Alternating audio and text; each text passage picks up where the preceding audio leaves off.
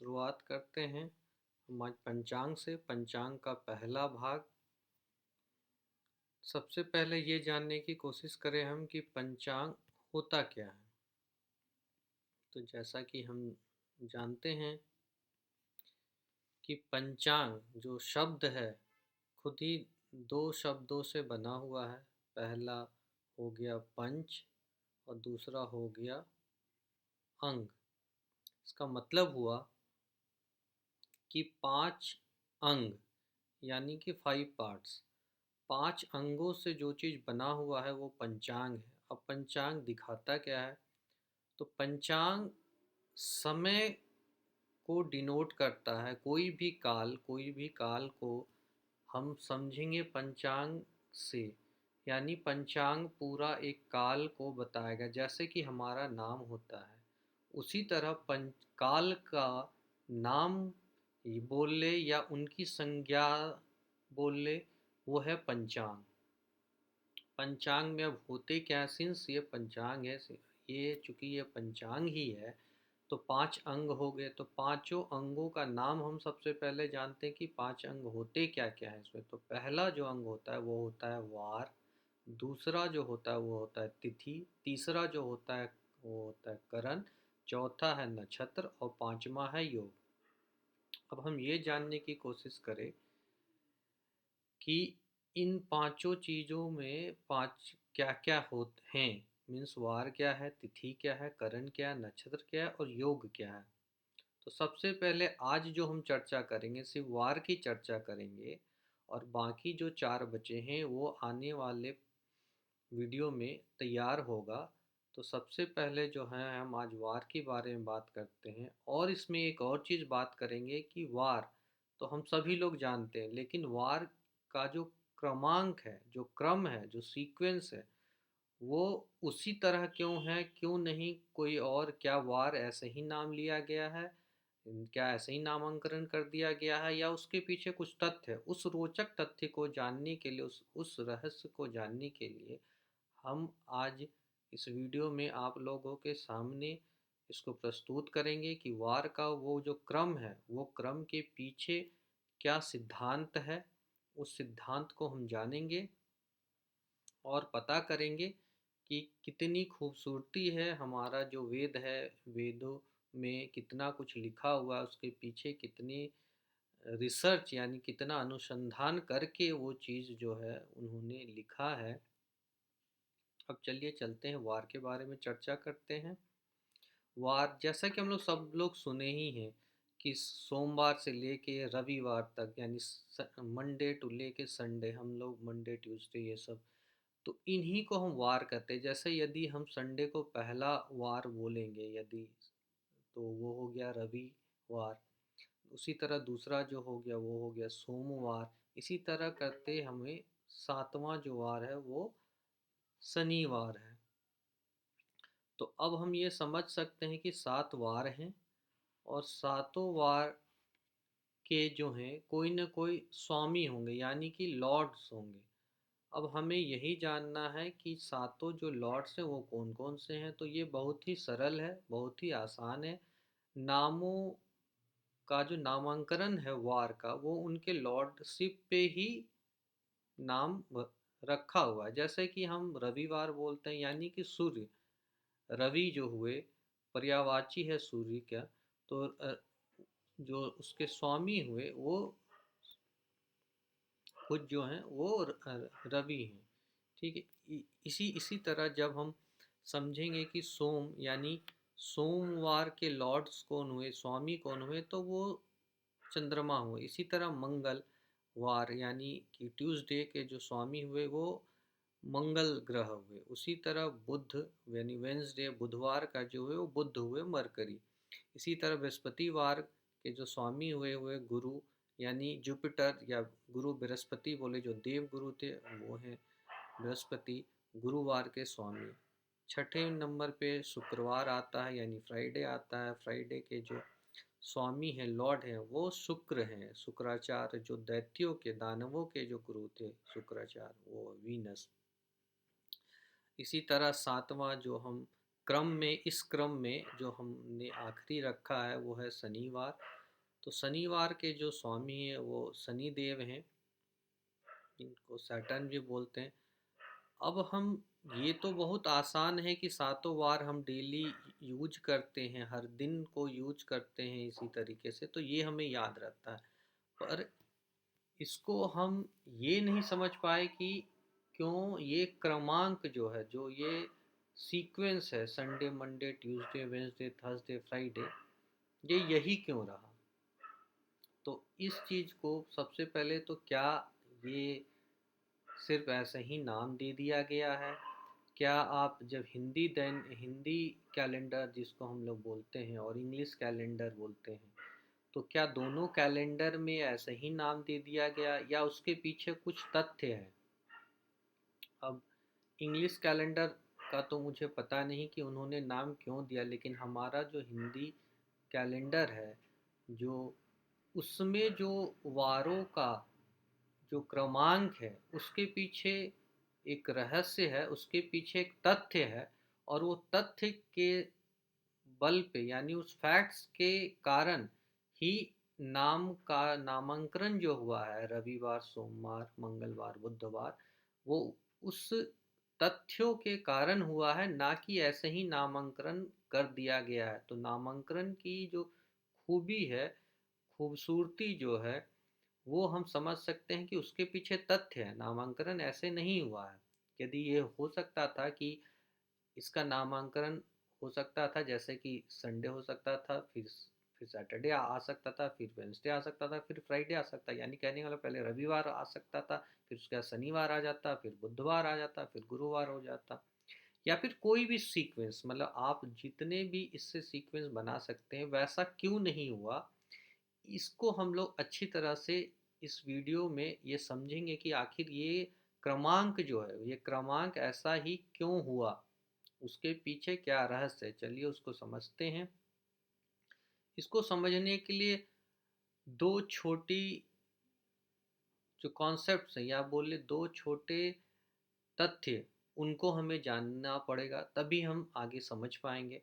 तो दो छोटे तथ्य में सबसे पहला तथ्य आता है स्पीड ऑफ प्लैनेट, यानी ग्रहों, जो हम नवग्रह कहते हैं, जितने हमें प्लैनेट्स हम अपने ज्योतिष में बोलते हैं, उनका स्पीड, यानी उनकी गति क्या है, किस गति से वो गतिमान है, भ्रचक्र में किस गति से वो चलते हैं, वो जानना है पहला चीज। दूसरा होरा। होरा, आप समझ ले कि ये काल चक्र का हो रहा है, जैसे कि दिन लगातार सातों दिन आप समझ रहे चलता है, वर्ष मास जो है वो चलता रहता है, वर्ष जो अपने आप उसी तरह हो रहा। हो रहा क्या है, तो मैं समझाता हूँ, ये भी एक समय का सूचक है। जैसे कि हम सेकंड बोलते हैं, मिनट बोलते हैं, आवर्स बोलते हैं, तो ये आवर्स का पर्यायवाची आप कह सकते हैं कि होरा जो है वो आवर्स का पर्यायवाची है। अब हम सबसे पहले समझते हैं कि स्पीड, गति, गति प्लैनेट के गति को समझते हैं। तो सबसे पहला चीज़ क्या है कि इसमें हमने 7 ग्रहों को ही लिया, 9 ग्रहों को क्यों नहीं लिया, ये एक प्रश्न आपकी तरफ से आ सकता है, क्वेश्चन आ सकता है। तो उसका सबसे बड़ा उत्तर ये है कि ये सातों जो ग्रह हैं, इनका फिजिकल एग्जिस्टेंस है, कहने का मतलब कि ये सातों ग्रह जो हैं ये हमें दिखते हैं।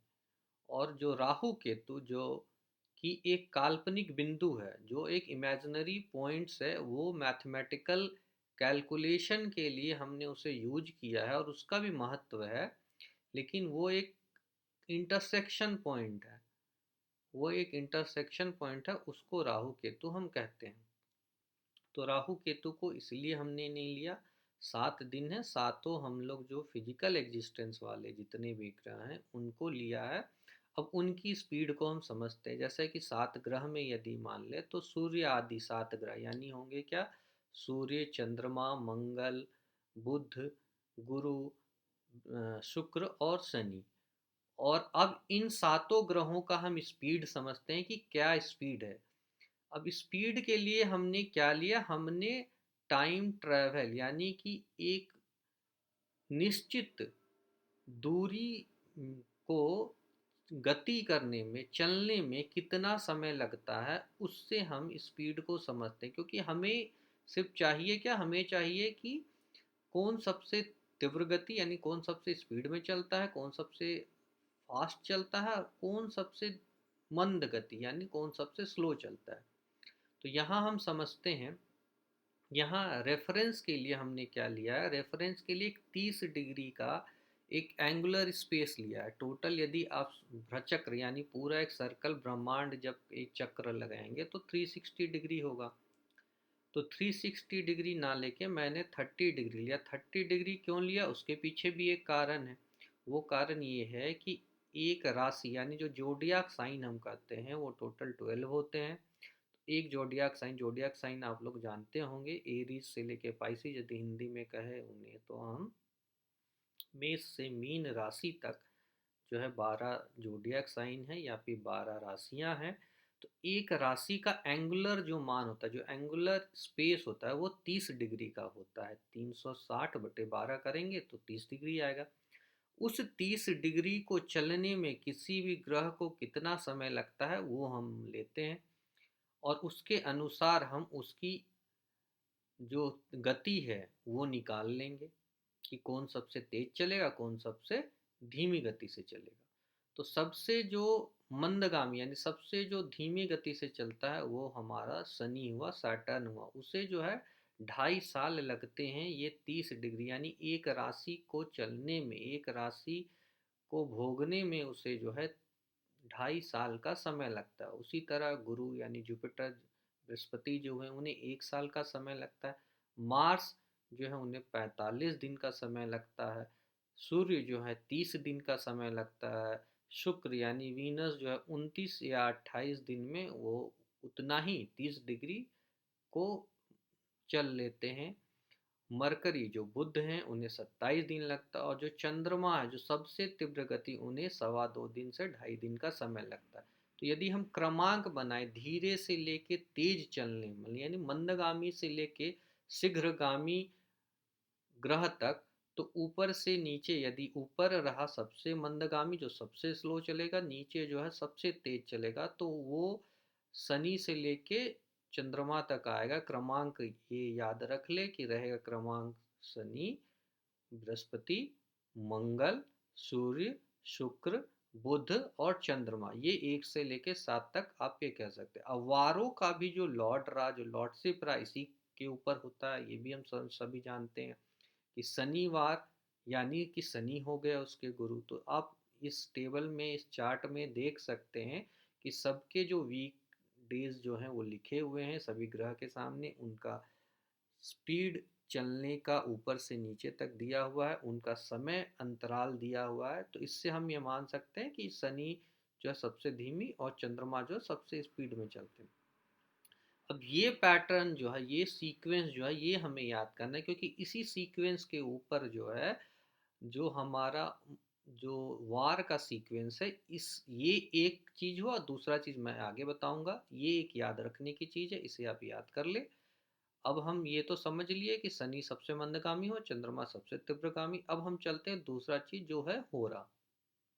होरा क्या है, तो होरा आप यदि ऐसे समझे तो होरा हम घंटा से कंपेयर कर सकते हैं, लेकिन ये 1 घंटा का समय नहीं होता, उसके आसपास का समय होगा। टोटल 24 होरा होते हैं।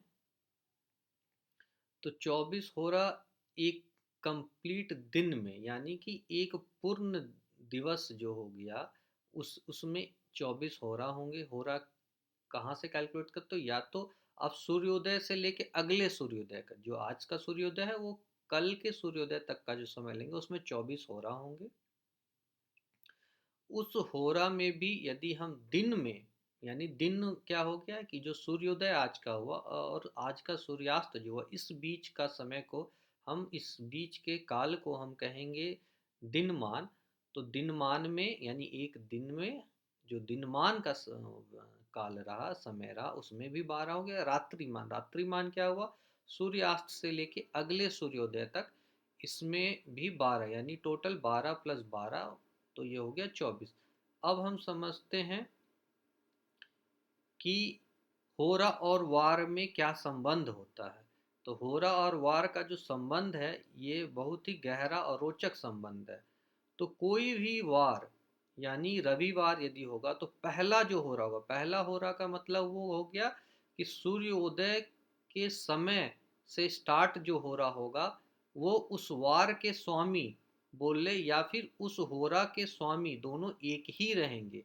कहने का मतलब ये हुआ यदि मान के चलते हैं कि सोमवार का दिन है तो पहले होरा यानी फर्स्ट टोटल 24 होरा होंगे, जो पहला होरा होगा उसके स्वामी मून रहेंगे और उस वार के भी स्वामी चंद्रमा हो गए। ठीक है, इसी तरह मान लिया शनिवार हुआ तो शनिवार का जो पहला हो रहा यानी शनिवार का जब भी सूर्योदय होगा तो सूर्योदय के जस्ट स्टार्ट होने से जो पहला हो रहा होगा 1 घंटे के आसपास का समय आप मान सकते हैं, वो हो रहा बोले उसको हम हो रहा कहते हैं।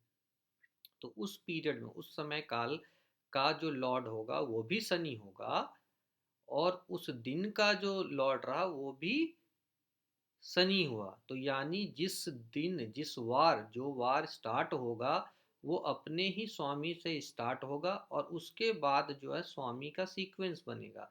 हर 24 हो रहा होंगे, अब हम समझते हैं 24 हो रहा। अब देखिए 24 हो रहा हो गया, हर हो रहा कि कोई ना कोई एक स्वामी होंगे यानी 24 हो रहा हो गए तो 24 स्वामी होंगे। लेकिन हमारे पास ग्रह कितना हो गए 7, 7 यानी 7, यानी 7 जो ग्रह हैं तो 7 होरा के ही स्वामी हो पाएंगे। लेकिन हमारे पास हो रहा है 24 यानी कि ये सातों के सातों जो है ये रिपीटिव हो रहे हैं, एक के बाद एक निरंतर आते रहेंगे और वो स्वामित्व उनको मिलता रहेगा। तो जैसे कि मान के चलते हैं कि पहला आप मान के कुछ भी मतलब मैं तो सोमवार से स्टार्ट कर रहा हूँ, आप किसी भी दिन को स्टार्ट करेंगे तो फिर ये एक सर्कल बनेगा। तो सर्कल बनेगा तो ना उसका स्टार्टिंग पॉइंट है ना उसका एंड पॉइंट है। मैंने स्टार्टिंग रेफरेंस के लिए मंडे से स्टार्ट किया। आप देखेंगे अंत में कि मंडे भी क्यों, मंडे ही संडे के बाद मंडे ही क्यों हुआ, तो मैंने मंडे से इसलिए स्टार्ट किया समझाने के लिए। अब देखिए हम समझते हैं कि मंडे हो गया पहला दिन, यानी कि पहला होरा जो होगा वो मंडे का स्वामी और पहला होरा का जो स्वामी है वो दोनों सेम होगा। तो मंडे का स्वामी हो गया चंद्रमा और पहला होरा उस दिन चंद्रमा का ही होगा। तो मून हो गया स्वामी यानी चंद्रमा ही हो गया। अब इस पैटर्न में आप जब देखें मून हमने सबसे तीव्र गति ग्रह माना था, तो उसके बाद फिर से वो पैटर्न रिपीट होगा यानी फिर से शनि आएंगे, उसी तरह फिर जुपिटर तीसरा हो रहा, चौथा हो रहा फिर मार्स, फिर पांचवा सूर्य, फिर छठा वीनस, फिर मरकरी, फिर चंद्रमा आठवां होगा, फिर जो नौवां यानी फिर से सैटर्न रिपीट करेगा, फिर वो पैटर्न रिपीट करे तो आप देखेंगे 24वां हो रहा, जो सोमवार का 24वां हो रहा वो बृहस्पति यानी गुरु से अंत हुआ। यानी ये जो अब 25वां हो रहा होगा यानी 25वां हो रहा तो अगले दिन में चल जाएगा, जो 25वां हो रहा है वो मार्स होगा। अब आप समझ सकते हैं कि मार्स जो है 25वां हो रहा हुआ तो 25वां हो रहा ही नेक्स्ट डे का पहला हो रहा हो जाएगा, क्योंकि 24 ही हो रहे होते एक दिन में। तो मंगलवार को मार्स यानी मंगल से हो रहा स्टार्ट हुआ, इसीलिए उस दिन का नाम ट्यूसडे हुआ यानी मंगलवार हुआ। इसी तरह जब आप देखेंगे जो मंगलवार का अंतिम हो रहा है वो शुक्र है। शुक्र इस क्रमांक में शुक्र के बाद जो क्रम आती है वो बुध की आएगी। तो अगला जो 25वां हो रहा जो मंगलवार का हो रहा होगा वो 25वां हो रहा जो है, जब मंगलवार जस्ट खत्म हो रहा है समाप्त हो रहा है, यानी कि जो सूर्योदय जब हो रहा है तो वो बुध के होरा में सूर्योदय हो रहा है, इसीलिए उस होरा का स्वामित्व बुध को मिला है और इसीलिए उस दिन का जो नामांकन हुआ है वो बुधवार हुआ है, क्योंकि उस बुध उसके भी स्वामी बुधवार से ही वो होरा स्टार्ट होना है। इसी तरह जब ये जो है आप देखेंगे कि ये जो अंत होगा बुधवार वो सैटर्न पे अंत होगा होरा में, 24वां होरा जो है वो शनि पे आएगा और नेक्स्ट जो है वो जुपिटर होगा, तो यानी कि बृहस्पति। तो बृहस्पति से पहला होरा उस दिन का शुरुआत हुआ, इसीलिए उस दिन का नाम जो है वो गुरुवार हुआ।